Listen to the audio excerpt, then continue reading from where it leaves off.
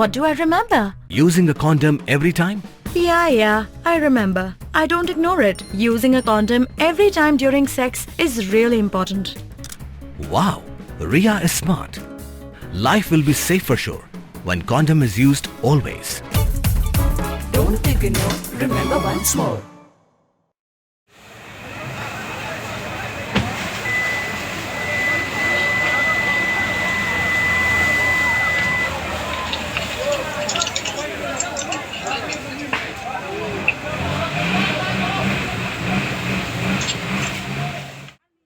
Ka jingjia accident ka bajur hapadeng ka motorbike bat ka bus night super na kabenta basyakmat u bumper klawan ra ya ka jingplu ding jong ka bus ha Nongpoh Ribhoi district.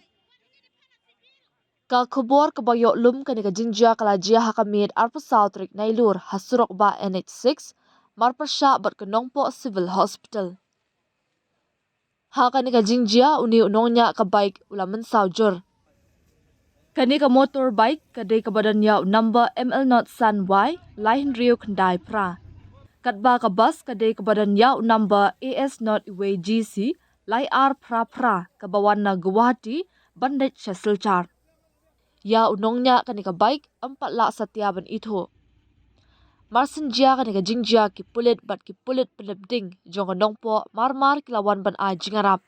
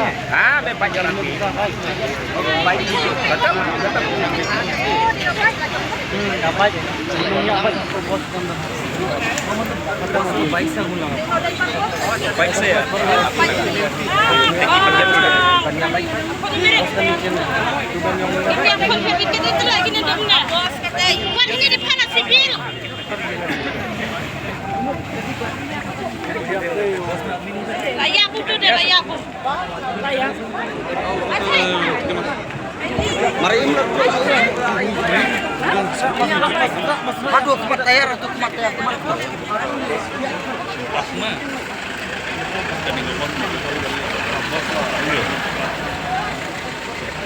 Ada bom eng tu driver bike kalau ya apa? Timur cik. Lawan tengku lagi. Wah, bukan pangong tu yang kubil hawan.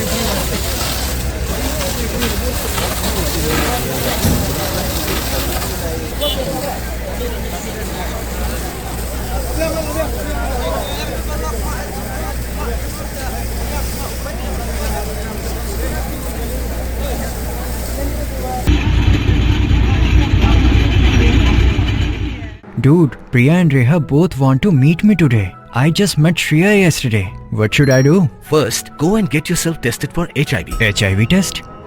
You have multiple casual relationships and unsafe sexual practices. So it is important to get tested for HIV. You are scaring me, bro.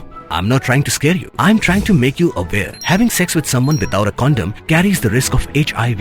Why are you always ignoring this? Do I have to remind you every single time? And yes, you seriously need to change your behavior. Okay, fine. I'm not ignoring it. Sorry, Priya. Sorry, Reha. Today I am giving time to the HIV test, not to you guys. If your habits are like Rahul, HIV test is important for you.